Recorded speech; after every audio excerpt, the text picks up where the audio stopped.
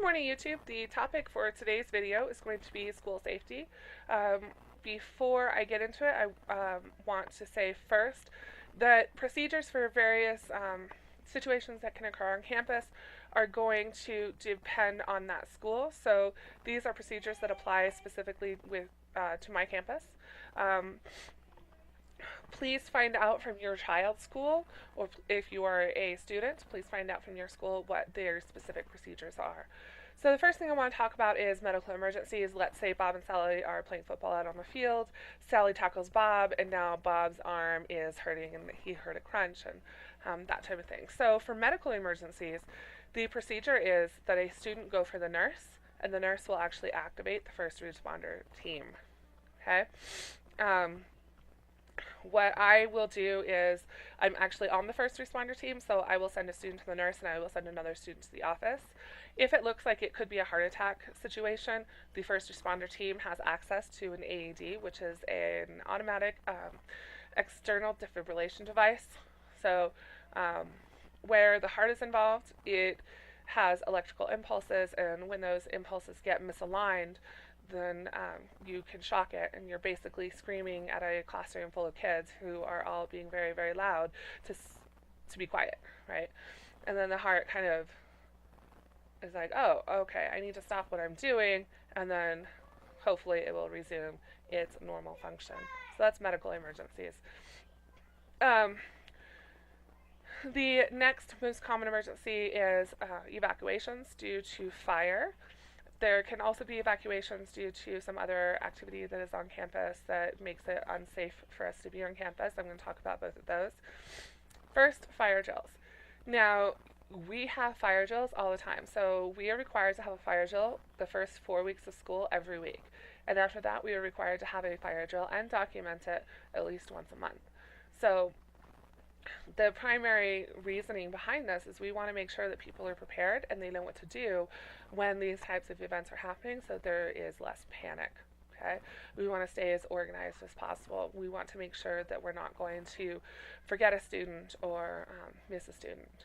So basic fire alarm policy, and students are going to be talked to about this probably in every class the first week or so of school, is to evacuate the room. Now, they can grab a backpack if it's convenient, but they are instructed not to stay and pack up everything and then go.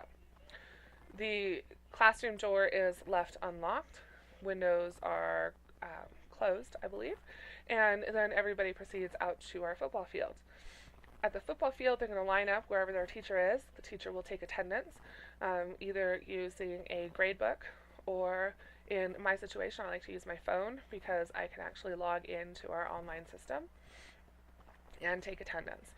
And hopefully attendance has already been taken, so all you're doing is verifying that you had 25 kids in the room when the fire alarm sounded and you had 25 kids out on the field. And if you have a kid who is missing, then a message is sent to one of the administrators in order to let them know that you had Bob on campus, but Bob is not with you. Okay?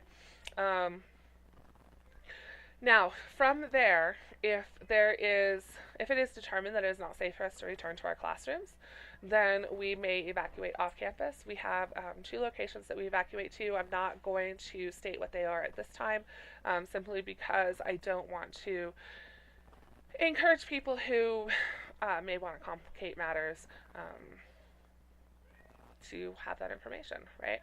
So, if we have to evacuate off campus, we may just have the students stay where they are once we've accounted for everyone, or we may instruct them to call their parents for a ride. Now, we do not encourage parents to come directly to the school in order to do pickups in any of our emergency situations. And the primary reason for this is we don't want additional bystanders. So if there's an event occurring on campus, we don't want parents to be put in danger, and we also don't want parents to get in the way of any emergency vehicles that are having to respond. Okay. The next category of events is going to be our shelter-in-place items. Shelter-in-place is going to be called when it's not safe for our kids to move around campus, but there isn't an active threat on campus. Okay, so this could be called because there's police activity in the neighborhood. This could also be because there is severe weather. maybe a power line has been knocked down, something along those lines. And so what we want is the kids will stay where they are, they will stay with the teacher, um, and if they need to go to the bathroom, they're just going to have to hold it. Um, Most of our classrooms are equipped with little red buckets, and if it looks like the shelter in place is going to take a very long time, unfortunately, the bucket is designed to be used as a toilet if needed. Okay? Not the most convenient thing, but it is going to be a lot safer than walking out into a higher risk situation. Okay? So, again, the students may be allowed to communicate with their parents, but typically we're asking for cell phones to be turned in because we do not want parents coming to campus. And I know that there are a lot of you who may consider yourselves mama or papa bears, where you get ferocious when your child is threatened, that type of thing. But we don't want you to get hurt, and we don't want your presence to increase the likelihood of your child being hurt. Okay, so we ask that you wait. If you are concerned, let's say you hear something on the news, if the news does not give you information as far as what's being done or where you can go to pick up your child or get information about your child, then you can go to the APS website, because that will also be updated in the event of an emergency. Okay? Let me think. Okay, so shelter in place. Class lesson may go on as planned, or the teacher may have some sort of other activities in order to keep the child safe. We are going to talk with your students about what is going on. We're going to keep them as calm as we possibly can. We don't want panic, because panic causes people to do things that are risky. Okay? The last one, and probably the one that's the most terrifying, is a lockdown. All right? A lockdown is called when there is an active threat on campus, and we're not talking, like there's a gas leak or anything like that. We're talking that there is somebody dangerous on campus. There's somebody that we don't know. They may or may not be armed. And so what we're going to do is, and this is exactly how I explain it to my students, we are going to hide first, we're going to run if we have to, and we're going to fight if that's all we have left to do. And I teach it in this order because that goes from safest to riskiest. The best thing that you can do is, lockdown is called, you will hide. So you're going to squat down, you're going to be sitting on the floor, you're going to be away from windows. The teachers have taken a look at their rooms, they know the safest place in the classroom for you, and they are going to ask you to sit down. They're going to ask you to not talk. They're going to ask you to turn all of your cell phones in, or to turn them off, or to turn them to silent, because we don't want any noise to indicate where people are. Okay? The other thing that we're going to do, so from that situation, if somebody comes into the classroom, and the only way people are getting into the classroom at this point is if they have a key, and hopefully if they have a key, they're going to be administration, or they are going to be police officers, that type of thing, or it will be the person who is the threat, okay, whatever the threat is. And if that happens, students are going to be instructed to run. All right. Most classrooms have 2 exits, and so if somebody is coming in one exit and they haven't identified themselves and it's something that we need to worry about, then we will be departing through the second exit. If somebody's knocking on the door and they're like, "Hey, this is Bob, I want in," we do not let them in, unfortunately, because of the risk that could be involved. And my students very readily understand why letting Bob in would put the rest of us in danger. They recognize that if there's a threat on campus, whoever or whatever the threat is could be using Bob in order to gain access to a specific room, or the threat could be Bob, because sometimes we don't know what the form of the threat is. We do have procedures for extended lockdowns. We have the little red buckets like I talked about. They have food and water in them. It's not the best food. It's not a lot of food. It's not a lot of water. But we do have these things in place if we have to do an extended lockdown. We also have a messaging system. So if we have law enforcement going through the halls, trying to clear the buildings, trying to make sure that we're safe, we can communicate whether or not somebody in our room is injured, so that they can get us help as quickly as possible. Okay. With the advent of cell phones, this is also going to be a very quick way for the teachers to communicate to each other, which I also think is very important. Okay. Finally,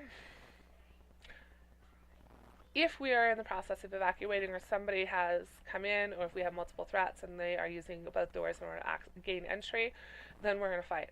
And I tell my students, we are going to fight like there is no tomorrow, and nothing is unfair. Okay, there's no such thing as fighting fair when it comes to making sure that you're safe.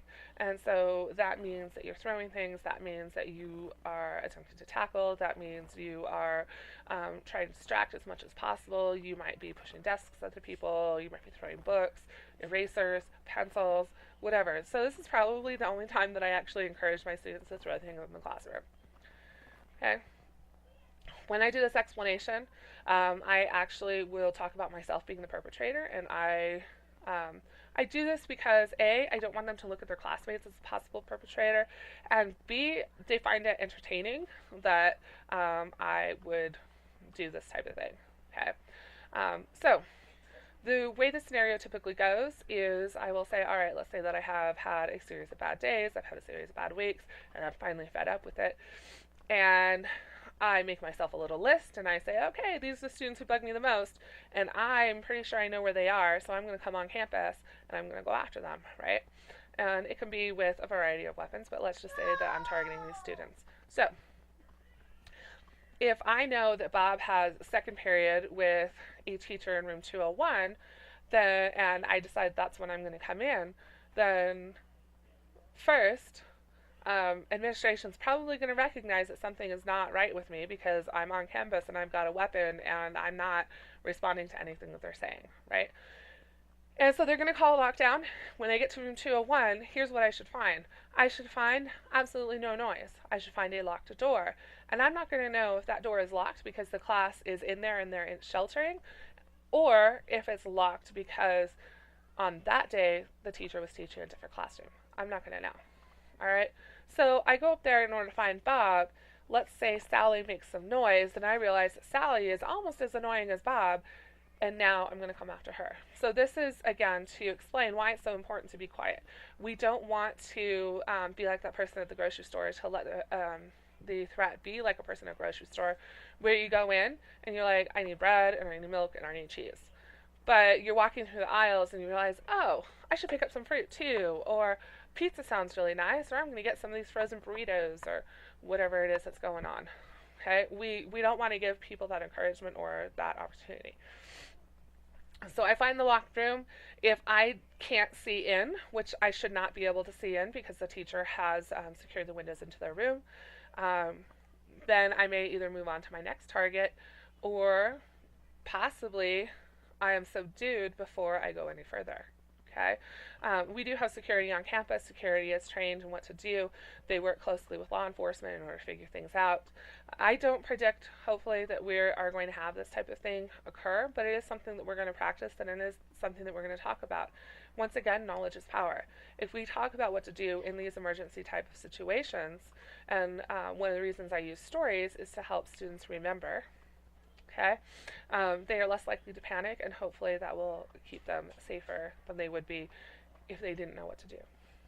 Okay, if you've ever seen Kindergarten Cop, another example of what not practicing looks like is when the fire alarm goes off, and it's just a practice fire alarm, and Arnold Schwarzenegger's character is like, get out, the building's on fire, get out.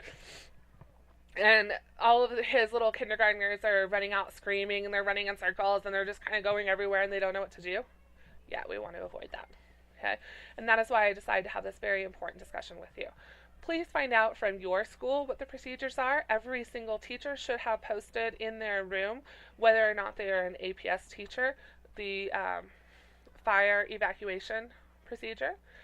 If you don't know what to do, or if you have questions, talk to your teacher, talk to the administration, and find out before something bad happens.